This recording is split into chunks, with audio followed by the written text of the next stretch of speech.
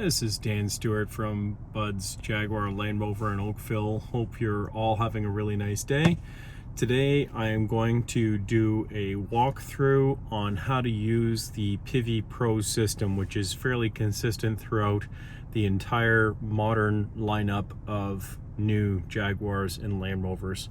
This is referring to the touchscreen system and how it operates, how to navigate through the settings and get the car set up to your own preference. So right now we are sitting inside of a 2023 Land Rover Defender X, and it has the latest and greatest Pivi Pro system, which is this touchscreen right here. So I'm going to give you a bit of a walkthrough to just get yourself acquainted, so it's a little easier to navigate through the screen and get things done that you want to get done. Starting on the left side here, you'll see the navigation, the phone, and the media quick access functions, and then there's these 4 tiles down here which will allow you to access a number of different things, which most of the stuff is actually kind of repeated from the main touchscreen, so I won't go through that for the purpose of this demonstration. I'm just going to start off with the navigation system, which is very easy to use. In terms of programming a new destination, you'll simply press on search. I'm just going to type in 123 John Street, and I will press OK. It's going to search. Obviously a number of different locations. I'll just select the top one, press go. And in a brief moment here, now it's showing me the estimated time of arrival. And as soon as I meet up with the road, it'll give me all the turn-by-turn directions. I'm just gonna press this little arrow here, and I'm gonna press end to stop it. Now if I press this arrow up here, it'll shuffle away that little side menu. You can pinch and zoom to see more or less detail of the map as you please. You can change the view of the map, so 3D, 2D, or north-facing view. Now if I pull up the menu again, you'll see there's a number of different options here, which is saved, which is if you select the star once you are in a destination setting, you can have it under saved, but you'll see the recent destinations are all showing here, so it makes it easy to access a previously set destination. This is for all your different locations to be able to eat. So the closest is Tim Hortons, which is actually just 120 meters away from us, so it's actually very close, but it's a good way to see different places to eat. And then of course fuel stations, parking, repair garage, shopping, museums, leisure, go out. There's all sorts of different things on there that you can see for points of interest. So that's just things that you can kind of fiddle around with and just see that is available based off your location. This is good for all of North America, so if you go down to the States, then you're good to go down there as well for the points of interest. I'm just going to press on the home button. That's going to bring us back to the main screen here. I'm not going to show you the pairing of the phone. That is extremely straightforward, but if I had a spare phone, I would show you. But essentially, no matter what device you're using, as long as you're going into the Bluetooth settings, at the very bottom you'll see something that says Land Rover Defender, or it'll say the name of whatever vehicle you're sitting in. You literally tap on that, you'll press pair on your phone, and then you'll press yes on the screen, and it will sync up automatically. I'm just going to press the X here, and that's going to bring us back to the main menu. In regards to the audio, I'm just going to turn that on. Volume, just make sure we have it turned down. So right now I'm on the Sirius satellite radio. The top left, you'll see the option to change the audio source. So we've got Bluetooth audio streaming, there's satellite radio, FM, and AM. Now if you have your phone connected through the Bluetooth, it'll give you the option for wireless Apple CarPlay, which is only available on the Pivi Pro system. So any previous Touch Pro system, you do have to plug in your phone in order to have that. So it's nice to have the wireless Apple CarPlay option there. So I'm just going to shuffle this away. Now, you can scan and seek with the little arrows here going through the different tracks. I'm just going to turn this down here. And if I go back here, To make a preset, you're just going to press on the star, and that is going to add it to your favorite list, which is down here. So you'll see player, favorites, browse, related, search. So on here, if I just now press favorites, you'll see it's added in there. If I go back to player, I'll just press the star again, and now it's removed from the favorite list. Just going back to the main home screen here. One thing which will be important to walk through and set up to your preference is the general settings of the screen. So this little gear button down here, when we press that, I'm already in the Bluetooth because that's what I was previously in, but you'll see all of your different headings that are available on the left side here. Now if I press profile and then I press create profile, you can create your own profile for the different drivers of the vehicle. So the vehicle can actually learn your different habits, and it can suggest different routes depending on the time of day. So, you know, Monday to Friday, if you're leaving work typically at 5 o'clock, it will kind of know that you're probably headed home, and it will give you the estimated time of arrival, and it will also tell you the fastest route that would be available. And so other things that it would understand when you create a profile is how you use the heated seats, how you're using your phone. So if you normally get in the car at 5 o'clock and call your wife, it'll suggest, would you like to call this person? And you just literally press yes on the screen, and it will dial it automatically. So it kind of learns your habits over the course of a number of weeks, and then it can you know, give you a little bit more convenience as time goes on. If I press on connectivity, one thing you're going to want to make sure is that you have the mobile data on. I'm just going to press agree. Now on any new subscription, you're going to, this is referring to In Control, you're going to have the remote start and the roadside assistance, along with live traffic updates for the navigation, free for 4 years. After that, it does require a subscription, and there is an annual fee that's associated with that as well. If you want to change any of the settings in regards to the Apple CarPlay or the Android Auto, you can do that as well. Now this car is equipped with Wi-Fi. There's an additional fee for that for us that live in Canada. There is also the ability to connect to a Wi-Fi source as well. So if you're looking to get some additional features, like there's flight tracker, there's weather, all these other different things that you can use when you connect it to a Wi-Fi. There's certain software updates that would be available through that as well. But for the purpose of this, we don't really need to worry about that at this time. If I tap on vehicle, service information is the first one. It will give you the VIN number, and it can tell you when your next service is. Now, because this is a brand new car and there's 0 kilometers on it, there's no next service that's available. So once you come in for your first service, it will give you the next date, which on this car is every 2 years or 34,000 kilometers, whichever comes first. If I go to driver assistance, collision avoidance, this will go through all your different safety features on the vehicle. So emergency braking, rear traffic warning, rear traffic braking, and lane keep assist are all activated right now. All of those features seem to be all pretty well self-explanatory, so I'm not going to walk through that. If we go through cruise and speed assistance, you can adjust the way that the adaptive cruise control works, and same with the speed warning works. Adaptive cruise control, if we tap on this, you can have far, normal, or close. That's just the amount of distance that's between you and the vehicle in front of you, which of course you can adjust on the right side of the steering wheel here with the short arrow and the long arrow there as well. Now if I go back here, you'll see speed limit warning. You can have it use the traffic sign recognition to warn you once you've hit the speed limit, gone 10 over or 20 over, or sorry, 5 over or 10 over rather. And it's just basically a little ding sound that happens, and it just warns you on the dash that you have hit the speed limit or gone over. So most people don't really like that, but that's just kind of how that works. Now at the very bottom there, you'll see this, which says Predictive Eco Coach, and that's just going to learn, it's going to teach you how to drive the most economically. So things like the way that you use the climate system, the way that you're accelerating and braking, all these different things can contribute to your overall fuel efficiency, and it can give you tips on how to enhance your fuel efficiency as well.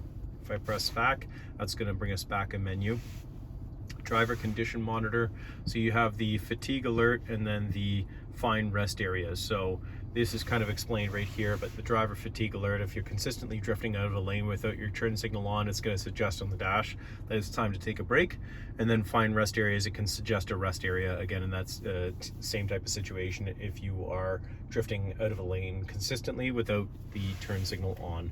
Low speed maneuvering, that's for the automatic parking aid. More specifically, that is for your front parking aid. So when you're pulling in at like a low speed into like your garage, for example, and you want to know how close you are to the front wall, it'll automatically engage the parking sensors just when you're creeping forward at a very slow pace.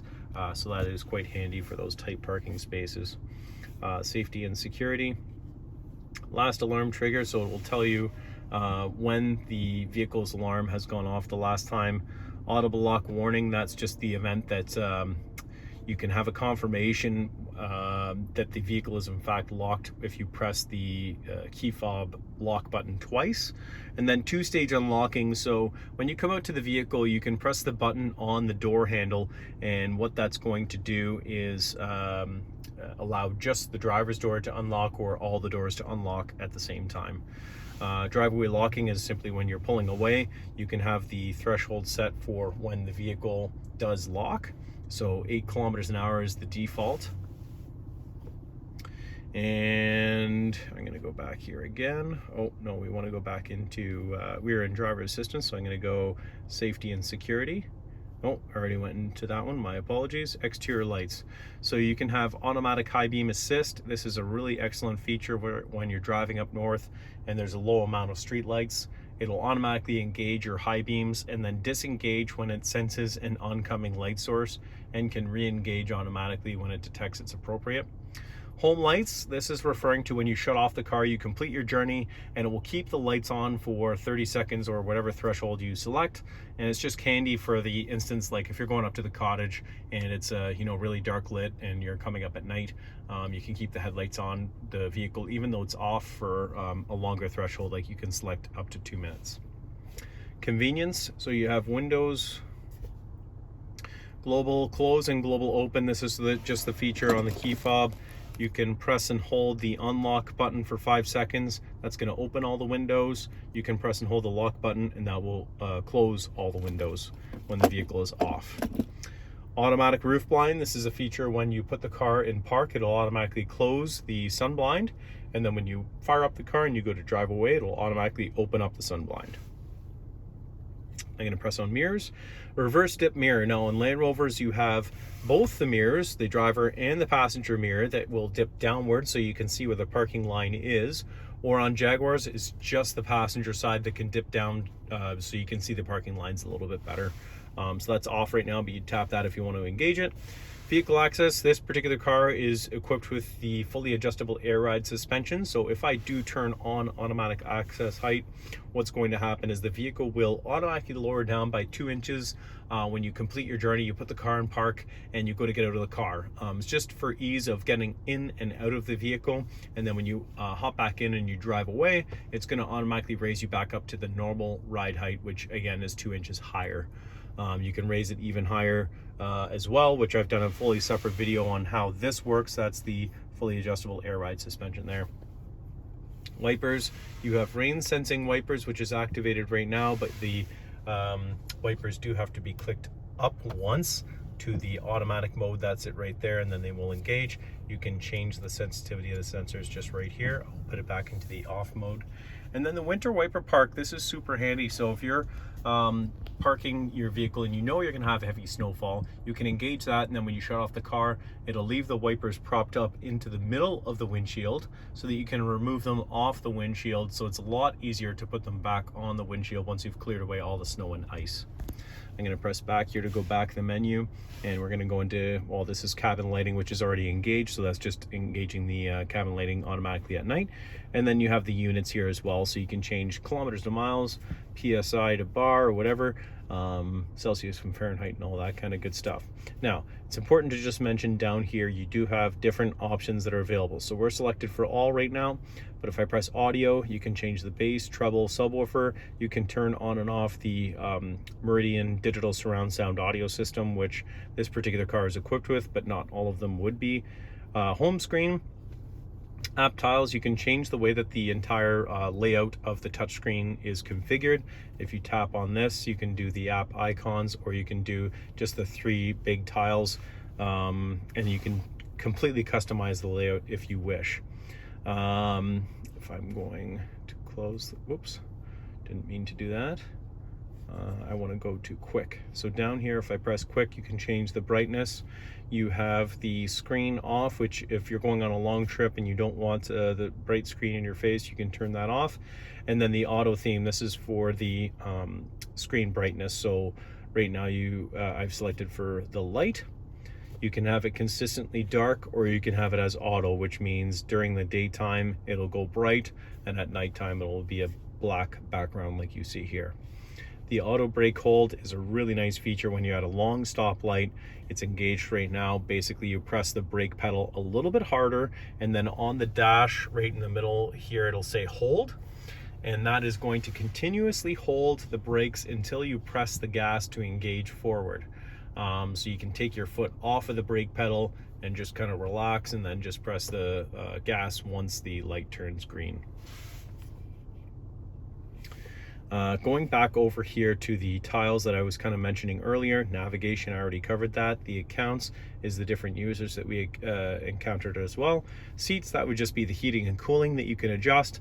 The climate, that is for adjusting the different air vents. So if we just tap on that, you can select and deselect whichever vents you want. You can control the rear vents and the load space vents there as well. Going back to the tiles here, you have the cameras. This particular car is equipped with the really cool 3D surround camera, so you can flip it all around. You can see all around your vehicle, and it kind of helps you with certain situations, being able to see how close you are to the vehicle next to you or the curb. So it's kind of fun to play around with that. If I go back to the tiles here, you have valet mode, which will allow this glove box to be locked as well, and you can have the touchscreen locked through a 4-digit PIN code. That will just allow very minimal use of the touchscreen so that no one can steal your personal information. Eco data, like I was talking about a little bit earlier, this will show you your fuel efficiency, your speed, and your driving score, which is in relation to how you're driving the vehicle and the fuel efficiency that's achieved as well. You can see the energy impact, eco tips, and the history there as well. Just fun stuff to fiddle around with. Low traction launch. This is something that not a lot of people will use very often, but I do commonly get asked what this is. So in the event that you are driving on any sort of non-pavement surface, you can choose to use this. So if it's on a situation that you're in mud or snow or some sort of slippery driving surface, you can engage the low traction launch. And what that is basically you're programming speed between 10 and 30 kilometers an hour for the vehicle to very slowly and sure-footedly give you an acceleration forward. And you are just basically going to be controlling the vehicle with the steering. Everything else in regards to accelerating the vehicle is doing it on its own. If you want to cancel it, just press the brake pedal. Again, not many people will use this very often, but it is kind of a unique off-roading Land Rover feature that has come on pretty well all of our vehicles now. So next thing would be vehicle dimensions. So I'm not going to be using this very often, but if you are curious as to how wide or tall the vehicle is, you can see that all right on here. Voice, you can control the way that the voice control is actually engaged. So you can choose man, woman, British accent, whatever you want. Phone, if you want to change any of the phone settings, that's where you would do it. And then you have this particular car is equipped with the tow package. So if you wanted to add a particular type of towing, you'll press add, and then you can select what exactly you're towing so that the vehicle knows how to react accordingly when you are towing something. So it is quite a handy thing, because the vehicle can be ready for whatever it is that you're towing. Now, my clock right now is set for 24-hour time. I'm just going to go into the settings here, and I'm going to press all, and I'm going to go back here, I'm going to go into general, I'm going to press time and date, and I'll press 12 hours. So now it's been changed over to the normal 12-hour time. Small things like this. This was just kind of a quick walkthrough. It gives you the opportunity to understand some of how this system works. It is very intuitive and user-friendly once you've taken a little bit of time to get used to it. Thanks so much for watching. If you have any questions, please leave it in the comments section. Please be sure to subscribe to my channel. Enjoy the rest of your day. And again, thanks for watching.